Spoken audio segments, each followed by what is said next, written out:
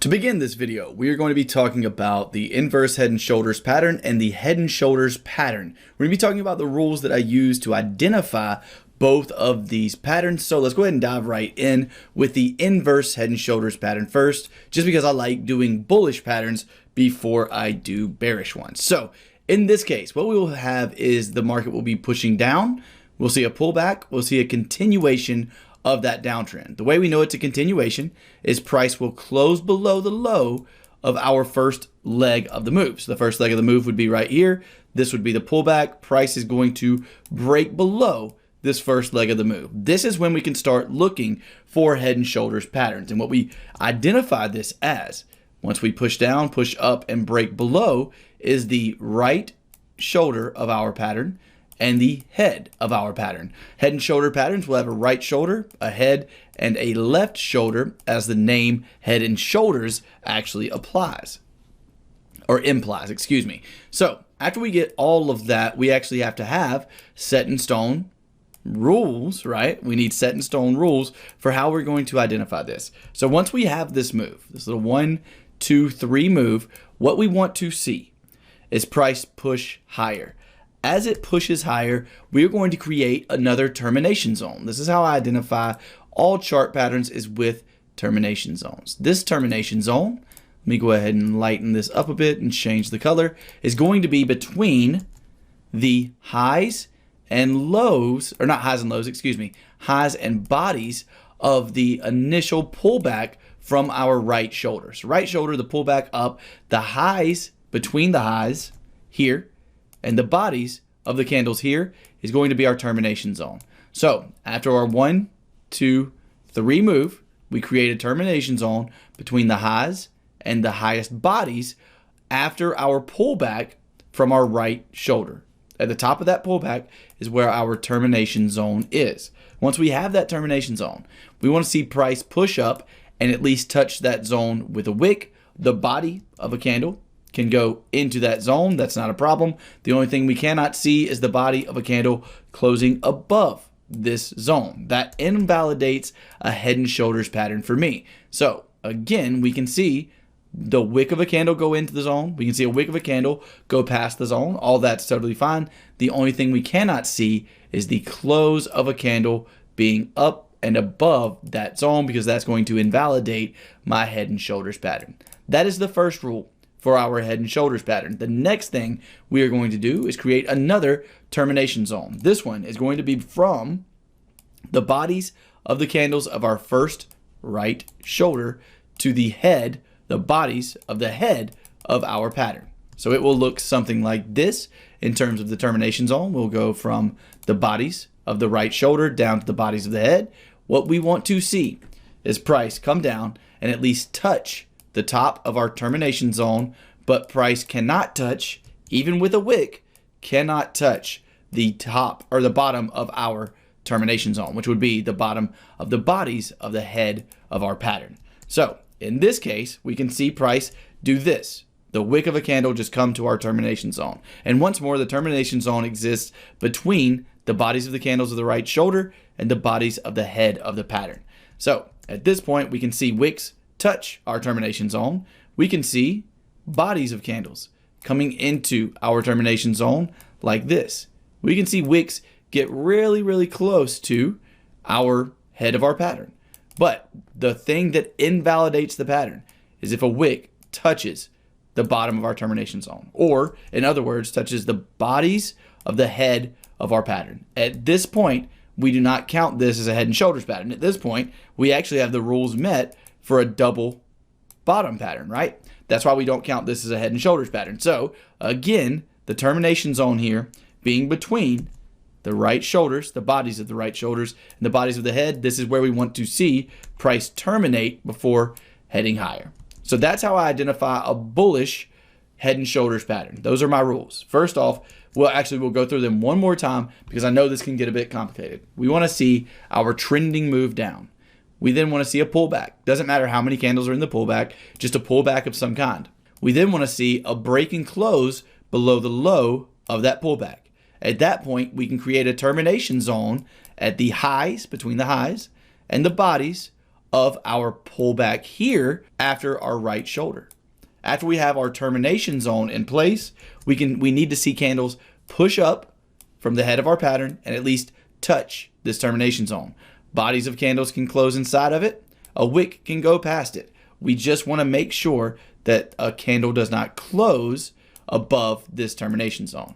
After that, we have one more rule, which is that we create a termination zone between the bodies of the right shoulder and the bodies of the head of the pattern, and we want to see price come down and at least touch this area with a wick. Bodies can close inside of it, but a wick cannot touch the head of our pattern or the bottom of our termination zone. So that is how I identify inverse head and shoulders patterns. We'll now quickly go over the regular head and shoulders pattern. The reason I say quickly is because it should be pretty easy to grasp, considering we're just flipping the rules we just had upside down. So let's do that here.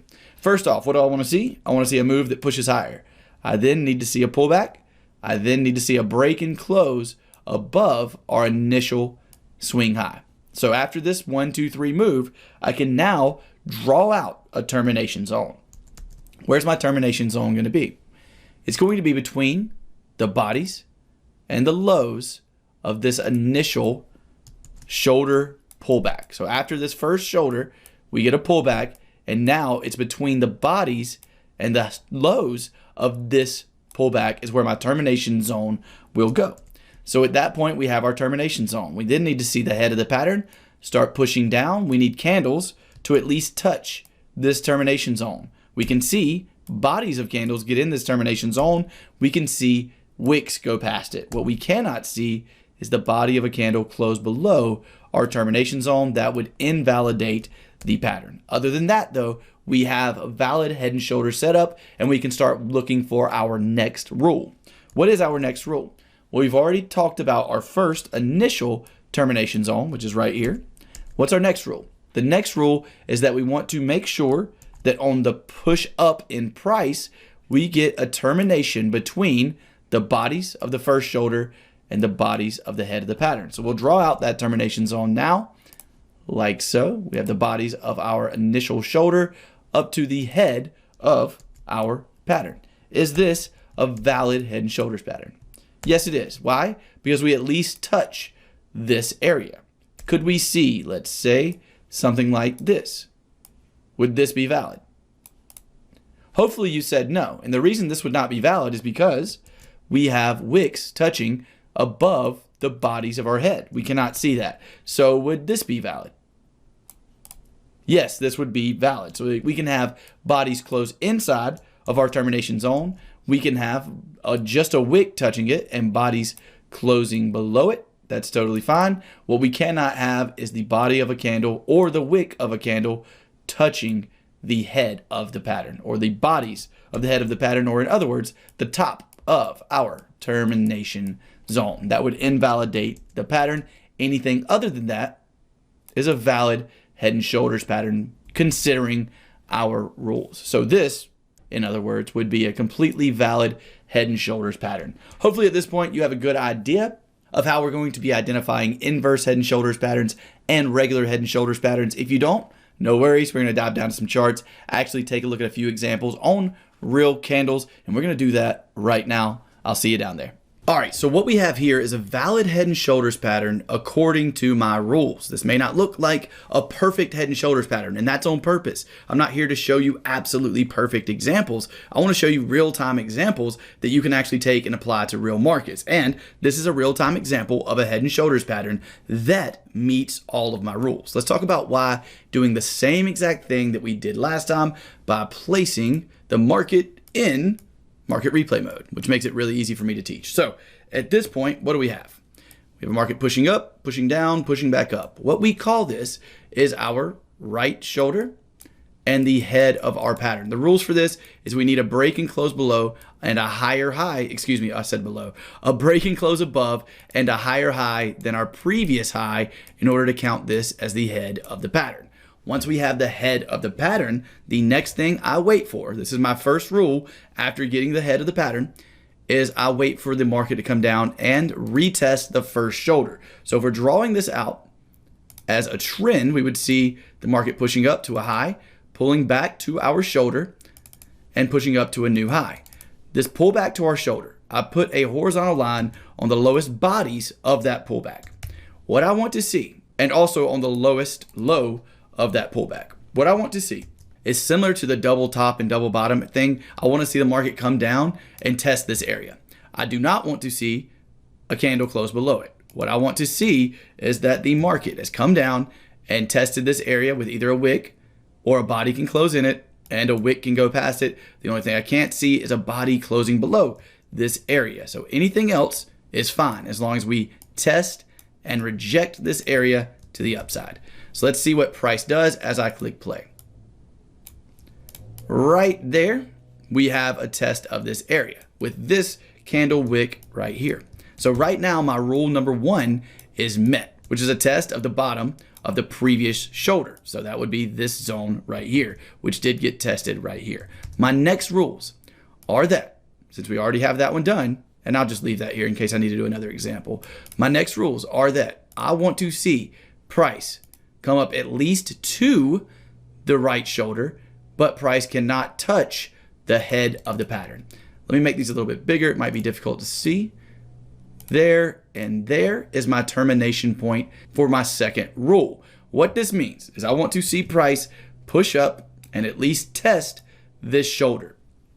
And as long as price does not push up all the way to our head of the pattern and touch it, I don't want to see the market touch that head of the pattern whatsoever. If it does, it's an invalid trade, turns into more of a double top than a head and shoulder pattern. So what I'm waiting for is this area to be my termination zone. And again, this area is between the bodies of the candles, the highest bodies of my right shoulder and the highest bodies of the head of the pattern. That is the termination zone for what is considered our left shoulder.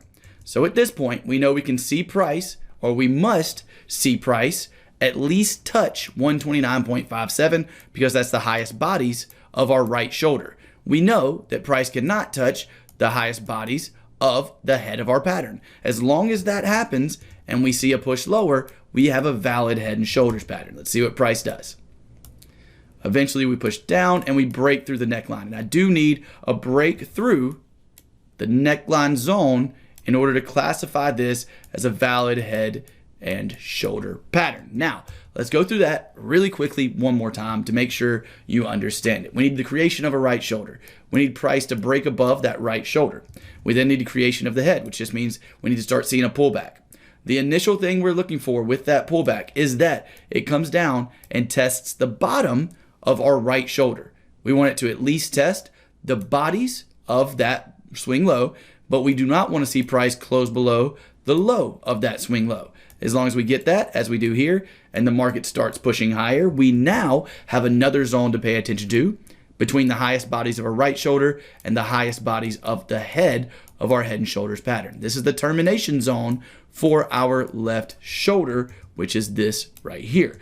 As long as we have the market pushing down, following rule number 1, pushing back up, not touching the head of our pattern, and at least testing the right shoulder, then we have a valid head and shoulders pattern as long as we break through this neckline zone with a candle. In this case, we did, and the market continued lower, which of course will not always happen, but in this specific situation, it did. So those are the rules for my head and shoulders pattern. I know that was a long one, but we're going to dissect the rules for an inverse head and shoulders. We're going to go over that a little bit more quickly since you now kind of comprehend the way these rules work. So let's take a look at an inverse head and shoulders pattern. An inverse head and shoulders pattern is just a head and shoulders pattern flipped upside down and looks a little bit like this. This is the one we're going to be taking a look at as an example, and just with every other pattern, I'm going to go ahead and put on market replay mode to ensure that I can teach this in the best way possible as if you were actually looking at it on a real chart.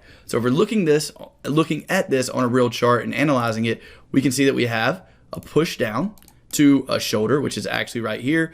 The reason I just did that, let me explain that to make it easier as well. Here we have a low, but here, let me draw it out, we have a lower low. With that being the case, this is what our pattern would look like. It would go to there since that's the lower low. Then we have our first shoulder pushing up to this high right here. We then need what in order to classify head?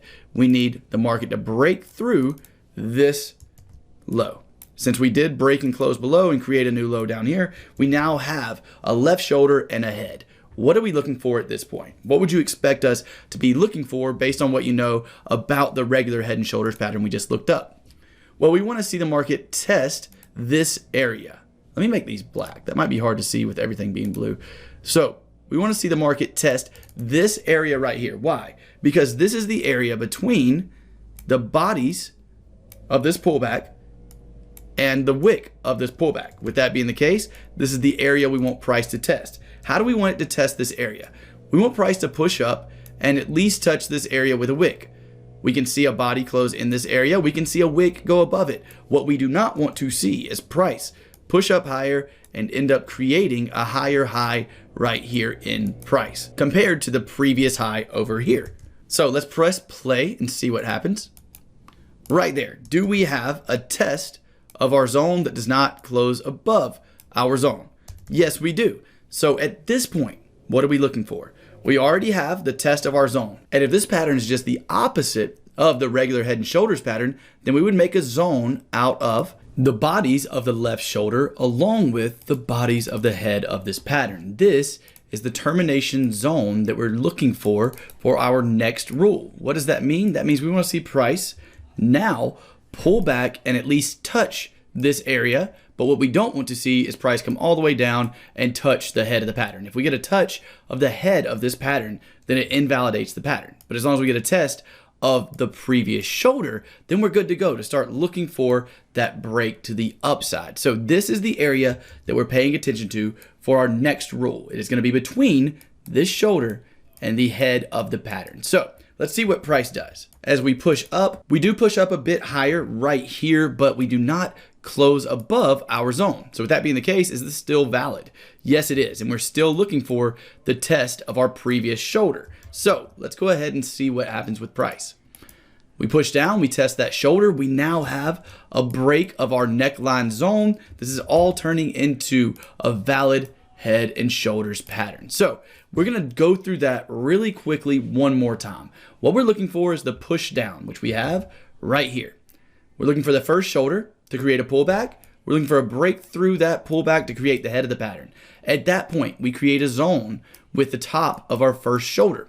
That zone needs to be tested, but cannot be closed above. We then want to see a pullback from that zone to our second zone. Our second zone is between the left shoulder and the head of the head and shoulders pattern. Once we get a test of that zone, we know we're looking for the break of the top zone for a valid head and shoulders pattern. What we don't want to see is something like this where the market comes down and then we touch the head of the pattern. That's more of a double bottom, not really a head and shoulders pattern anymore. So that invalidates head and shoulders patterns. But as long as we just get a touch of the zone and we get a breakout above our first zone, we have a valid inverse head and shoulders pattern.